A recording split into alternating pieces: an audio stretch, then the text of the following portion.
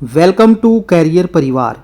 आज है 8 जनवरी 2026 और 8 जनवरी 2026 से जितने भी महत्वपूर्ण करेंट अफेयर बनते हैं हम लेकर के आ गए हैं, जो सभी परीक्षाओं के लिए बहुत ही महत्वपूर्ण है।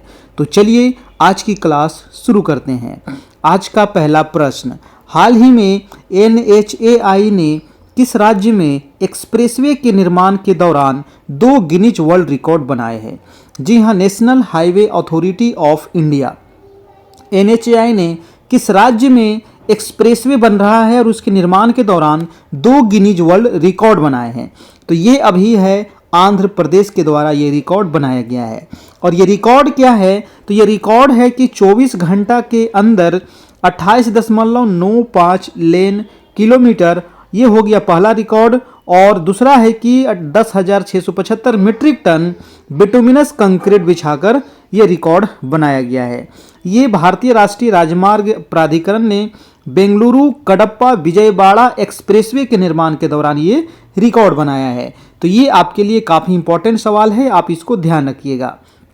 अब ये है आपका आंध्र प्रदेश। आंध्र प्रदेश की राजधानी जो है वो अमरावती है। यहाँ के सीएम है एन चंद्रबाबू नायडू, यहाँ के गवर्नर है जे अब्दुल नजीर। आंध्र प्रदेश जो है ये केला और तंबाकू के उत्पादन में भारत में प्रथम स्थान पर है और फलों के उत्पादन में भी भारत में ये प्रथम स्थान पर है। भारत का पहला भाषा के आधार पर ये राज्य बना है, ये आपको याद रखना है। भाषा के आधार पर बनने वाला ये पहला राज्य है और यहाँ की भाषा है आपका तेलुगु। आंध्र प्रदेश की बात करें तो यहाँ की 3 राजधानियों की व्यवस्था भी प्रस्तावित है, जैसे कि विशाखापत्तनम जो है ये कार्यकारी राजधानी है, अमरावती यहाँ का विधायी राजधानी है और कुर्नूल यहाँ का न्यायिक राजधानी है। आंध्र प्रदेश में नागार्जुन सागर श्रीशैलम वन्यजीव अभयारण्य, कोलेरू पक्षी अभयारण्य, काला हिरन आंध्र प्रदेश का राज्य पशु है। तो ये सारे सवाल आपको आंध्र प्रदेश से याद रखना है। अब चलते हैं, कुछ फैक्ट है कि आंध्र प्रदेश की पोंडुरु खादी को GI टैग मिला है, ये काफ़ी इंपॉर्टेंट है, याद रखना है। आंध्र प्रदेश के पर्यटन विभाग ने बाढ़ के कारण भवानी द्वीप को बंद कर दिया है और भारत की सबसे बड़ी भूतापीय ऊर्जा प्रौद्योगिकी पायलट परियोजना आंध्र प्रदेश में स्थापित करने की घोषणा की गई। आंध्र प्रदेश के पर्यटन विभाग ने वैश्विक पर्यटन पुरस्कार 2025 जीता है और आंध्र रणजी टीम की कोच गैरी स्टीड बने हैं। और आंध्र प्रदेश के तिरुमाला हिल्स और लाल रेत के टीले यूनेस्को की संभावित सूची में शामिल हुए हैं। अब ये है आपका अगला सवाल कि हाल ही में GI काउंसिल ने हेल्थ इंश्योरेंस इकोसिस्टम के लिए 2 CEO नियुक्त किया है। बताइए, GI काउंसिल ने हेल्थ इंश्योरेंस इकोसिस्टम के लिए CEO नियुक्त किया है। तो किसको नियुक्त किया है? अभी नियुक्त किया गया है एस प्रकाश को। जी हाँ, ये हैं आपके एस प्रकाश और इन्हें अभी नियुक्त किया गया है GI काउंसिल के हेल्थ इंश्योरेंस इकोसिस्टम के CEO, है ना। तो ये आप यहाँ से याद रखना है और 7 जनवरी 2026 से ये प्रभावी होगा। न्यूयॉर्क शहर के मेयर के रूप में जोहरान ममदानी ने शपथ लिए हैं और भारतीय वायुसेना के vice chief of air staff का पद एयर मार्शल नागेश कपूर ने संभाला। हुंडई मोटर इंडिया ने तरुण गर्ग को अपना MD CEO नियुक्त किया। RK अग्रवाल को FCI का प्रमुख बनाया गया। राकेश अग्रवाल को NIA प्रमुख का अतिरिक्त प्रभार मिला। अजय सिंघल को हरियाणा का नया DGP नियुक्त किया गया और अटल स्मृति न्यास का अध्यक्ष M वेंकैया नायडू को नियुक्त किया गया। PV Sindhu BWF athletics commission की चेयरपर्सन चुनी गई है। अगला प्रश्न है, हाल ही में भारत के सुप्रीम कोर्ट ने किस देश के टॉप कोर्ट से MOU साइन किया है? जी हाँ, भारत के सुप्रीम कोर्ट ने किस देश के टॉप कोर्ट से MOU साइन किया है? तो ये अभी किया गया है आपका भूटान के द्वारा। जी हाँ, भूटान देश के साथ ये आपका साइन हुआ है, ये आप इसको याद रखिएगा। अब ये है आपका भूटान। भूटान की राजधानी है थिम्पू, यहाँ की करेंसी है नगोल्ट्रम, है ना, ध्यान रखना है। भूटान दोस्तों ये भारत का एक पड़ोसी छोटा सा देश है, आप यहाँ पर देख सकते हैं, ये है आपका भूटान। भूटान का जो राष्ट्रीय खेल है आपका तीरंदाजी है। भूटान की प्रमुख नदी की बात करें तो द्रांगमे छू मानस जिसको कहते हैं और मोछू, वांगछू और तोरसा छू, ये भूटान की प्रमुख नदियां हैं। भूटान जो है ये भारत के पड़ोसी देश है। भूटान किस किस देशों से इसका सीमा लगता है आपको याद रखिएगा। तो ये भूटान से आपको सिक्किम टच करता है। भारत के कौन कौन से राज्य सीमा बनाता है, तो भूटान से आपका हो गया सिक्किम, आपका पश्चिम बंगाल, असम, और आपका अरुणाचल प्रदेश, है ना। 4 राज्यों की सीमा लगती है भूटान से। कई बार एग्जाम में आपको पूछा जा चुका है, तो ये भी आपको ध्यान रखिएगा, भूटान, है ना। अब चलते हैं कुछ महत्वपूर्ण फैक्ट। 17 दिसंबर को भूटान का राष्ट्रीय दिवस मनाया गया। भूटान में काल चक्र सशक्तिकरण का उद्घाटन किया गया। भूटान ने 2025 में वैश्विक शांति प्रार्थना महोत्सव की मेजबानी की। भूटान ने ग्लोबल पीस प्रेयर फेस्टिवल की मेजबानी की। 14वीं भूटान सीमा प्रबंधन और सुरक्षा बैठक थिम्पू में आयोजित की गई। भारत और भूटान ने पहली रेल संपर्क परियोजना को मंजूरी दी। भूटान ने दुनिया की पहली क्रिप्टो पर्यटन भुगतान प्रणाली शुरू की। और भूटान ने भारतीय शिक्षाविद अरुण कपूर को शाही सम्मान प्रदान किया। अगला सवाल है कि हाल ही में वैश्विक अनुसंधान फाउंडेशन का शुभारंभ कहाँ किया गया। वैश्विक अनुसंधान फाउंडेशन, इसका अभी शुभारंभ हुआ है आईआईटी मद्रास में। याद रखिएगा, आईआईटी मद्रास तमिलनाडु में। विदेश मंत्री एस जयशंकर ने 2 जनवरी 2026 को आईआईटीएम ग्लोबल रिसर्च फाउंडेशन का शुभारंभ किया है, जो आईआईटी मद्रास के विश्व का पहला बहुराष्ट्रीय विश्वविद्यालय बनने के लक्ष्य की दिशा में एक महत्वपूर्ण कदम है। तो वैश्विक अनुसंधान फाउंडेशन का शुभारंभ अभी आईआईटी मद्रास में हुआ है। अब आईआईटी से संबंधित है, तो आईआईटी सरकार आईआईटी कानपुर के सहयोग से एआई आधारित शिकायत निवारण प्रणाली शुरू करेगी। आईआईटी पटना ने रिसर्च को बढ़ावा देने के लिए सुपर कंप्यूटर लॉन्च किया है। आईआईटी दिल्ली के शोधकर्ताओं ने आर्टिफिशियल इंटेलिजेंस लैब असिस्टेंट नामक एआई प्रणाली विकसित की। आईआईटी मुंबई की साइन ने भारत का पहला deep tech venture capital fund launch किया। और India AI mission IIT Madras के साथ मिलकर चेन्नई में ग्लोबल एआई कन्वेंशन का आयोजन करेगा। आईआईटी भिलाई ने इमारतों का तापमान स्वतः नियंत्रित करने के लिए स्मार्ट पॉलीमर जेल विकसित किया। और दूरसंचार नवाचार को बढ़ावा देने के लिए C ने आईआईटी गांधीनगर के साथ साझेदारी की है। अगला प्रश्न है कि हाल ही में किस देश के शोधकर्ता भारत के 45वें अंटार्कटिक अभियान के तहत मैत्री अनुसंधान केंद्र में शामिल हुए हैं। जी हाँ, तो किस देश के शोधकर्ता दोस्तों ये शामिल हुए हैं, तो ये शामिल हुए हैं अभी संयुक्त अरब अमीरात यानी कि यूएई के शोधकर्ता। तो इसका राइट आंसर हो जाएगा आपका ऑप्शन नंबर डी हो जाएगा। अब यूएई, तो ये है आपका यूएई।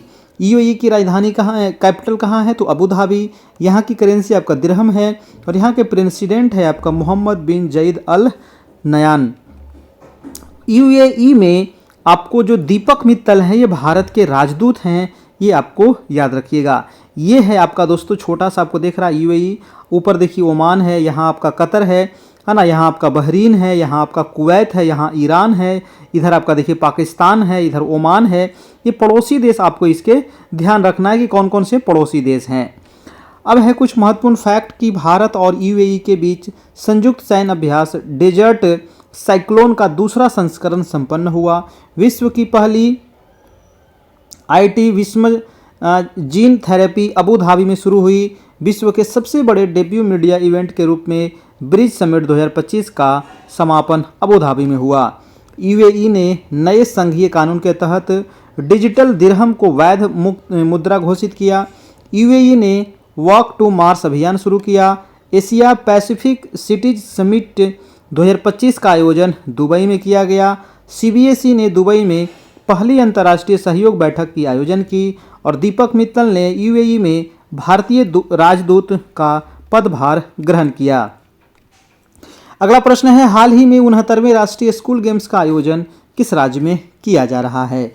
69वें राष्ट्रीय स्कूल गेम्स, और ये अभी किया जा रहा है पंजाब में आपका। जी हाँ, पंजाब। तो आंसर हो जाएगा आपका पंजाब।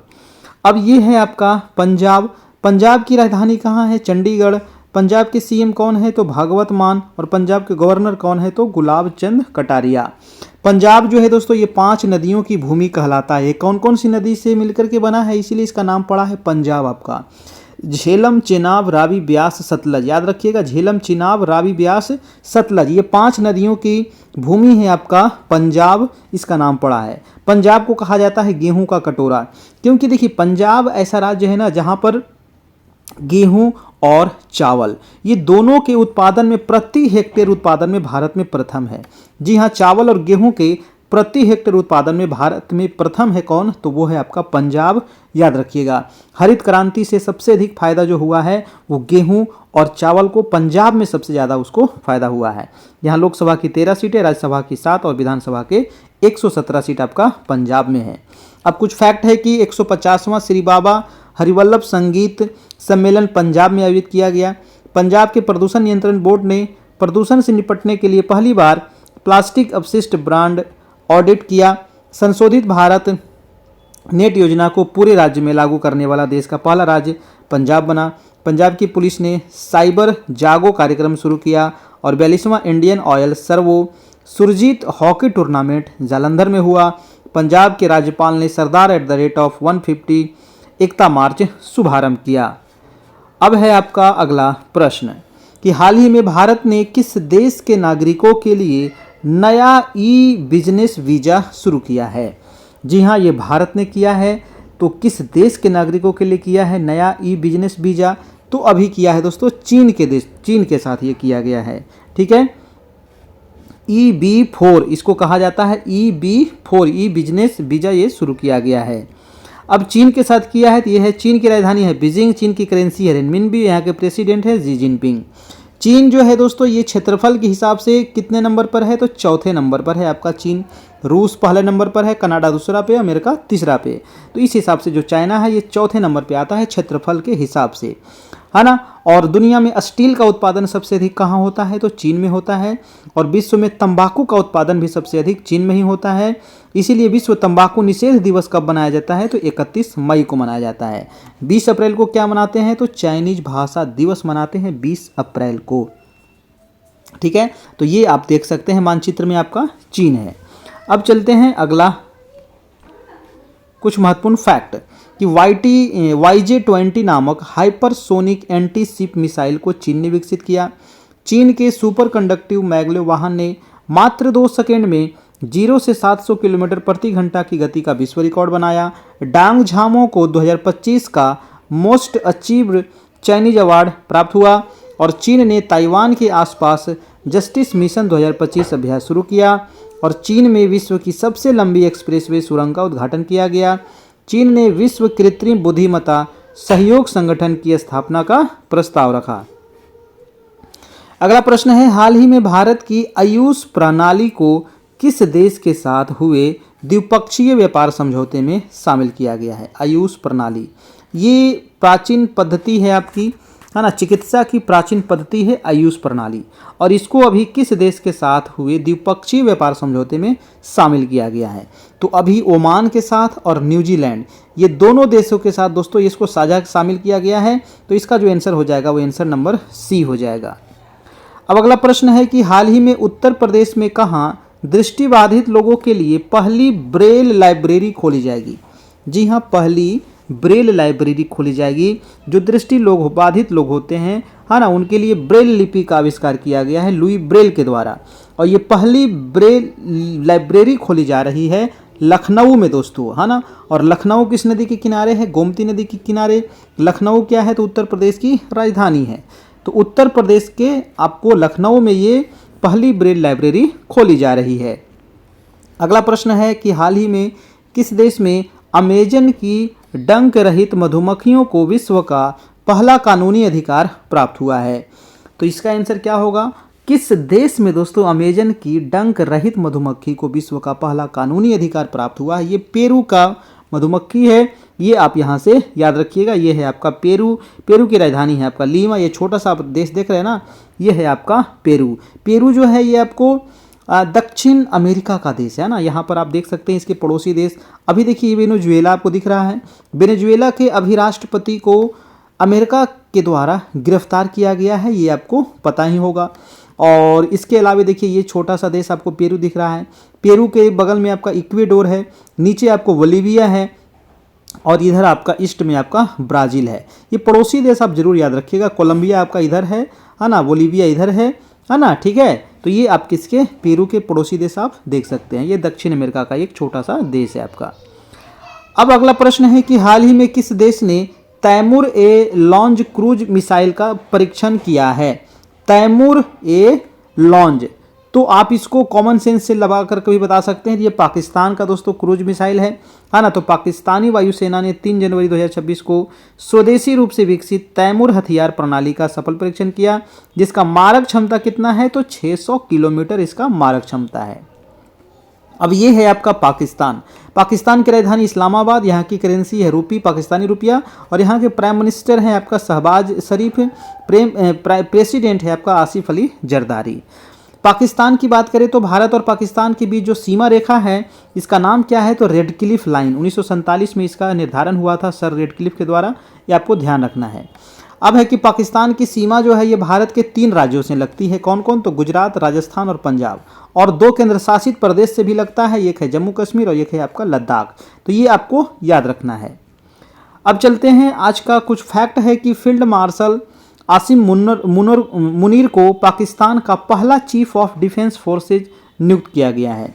WHO की रिपोर्ट के अनुसार पाकिस्तान में HIV संक्रमण तेजी से बढ़ा है। अमेरिका ने पाकिस्तान की नवनिर्मित उन्नत मध्यम दूरी की हवा से हवा में मार करने वाली मिसाइलों की आपूर्ति से इनकार किया, और पाकिस्तान ने सऊदी अरब के साथ परस्पर रक्षा समझौता किया है। वर्ष 2027 में SCO शिखर सम्मेलन की मेजबानी पाकिस्तान करेगा, और पाकिस्तान ने चीन की तरह रॉकेट फोर्स बनाने की घोषणा की है। अब अगला प्रश्न है कि हाल ही में किस बैंक ने डिजिटल बैंकिंग सिक्योरिटी को बढ़ावा देने के लिए सेफ्टी सेंटर लॉन्च किया है ना। तो वो कौन सा एक जो बैंक है वो डिजिटल जो सिक्योरिटी है ना, उसको बढ़ाने के लिए सेफ्टी सेंटर लॉन्च किया है। तो ये अभी लॉन्च किया गया है आपको एक्सिस बैंक के द्वारा, ठीक है। इसका आंसर क्या हो जाएगा, Axis Bank, option number B हो जाएगा, ठीक है। तो आपको इसको याद रखिएगा।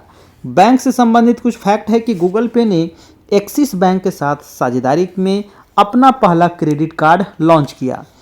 IDFC फर्स्ट बैंक ने गिफ्ट सिटी में अनिवासियों के लिए वैश्विक बचत योजना शुरू की, और SBI के प्रबंध निदेशक अश्विनी कुमार तिवारी का कार्यकाल 2 वर्ष बढ़ाया गया। DBS को द बैंकर के द्वारा वर्ष 2025 का global banker of the year नामित किया गया, और BOB ने 2025 में भारत का सर्वश्रेष्ठ बैंक पुरस्कार जीता, और RBI ने फिनो पेमेंट्स बैंक को SFB में बदलने के लिए सैद्धांतिक मंजूरी दी, और SBI का मार्केट कैप अरब डॉलर के पार पहुंच गया है।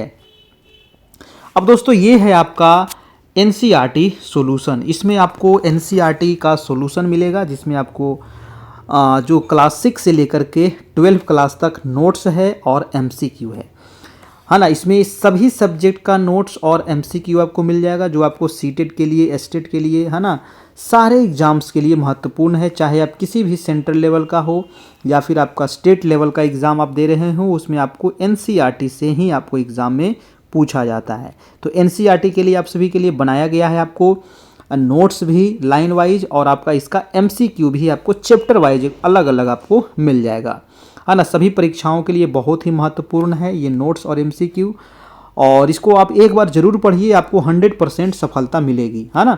तो आप ये नंबर आपको दिया गया है, आप इस नंबर पे मैसेज करके, कॉल करके आप इसको ले सकते हैं, ठीक है। चलिए, और सीटेट का अगर कोई नोट्स लेना चाहते हैं, शॉर्ट नोट्स, है ना। देखिए सीटेट में जो अभी आपको ऊपर जो आपको बताया ये भी सीटेट के लिए महत्वपूर्ण है, लेकिन कोई अगर शॉर्ट नोट्स लेना चाहते हैं, है ना, तो शॉर्ट नोट्स भी ले सकते हैं। लेकिन ये लॉन्ग नोट्स है, इसमें थोड़ा सा आपको अच्छे तरीके से बिल्कुल फिगर के माध्यम से एकदम कलरफुल बनाया गया है नोट्स, और इसका MCQ भी आपको, है ना। और अगर कोई जल्दी में शॉर्ट सिर्फ पढ़ना चाहते हैं तो शॉर्ट भी उनको मिल जाएगा। चलिए अब देखते हैं आज लास्ट वीडियो का प्रश्न। कल आपसे पूछा गया था कि हाल ही में पश्चिम बंगाल की पहली महिला मुख्य सचिव के रूप में किसे नियुक्त किया गया है। तो पश्चिम बंगाल की पहली महिला मुख्य सचिव के रूप में नियुक्त किया गया है नंदिनी चक्रवर्ती को, ठीक है। तो इसका आंसर हो जाएगा C नंबर, और काफ़ी लोगों ने आंसर सही दिया है। और देखिए आप लोग को जो भी सवाल पूछा जाता है उसके बारे में आप लोग डिटेल से थोड़ा सा लिखा कीजिए और उसका जवाब दिया कीजिए।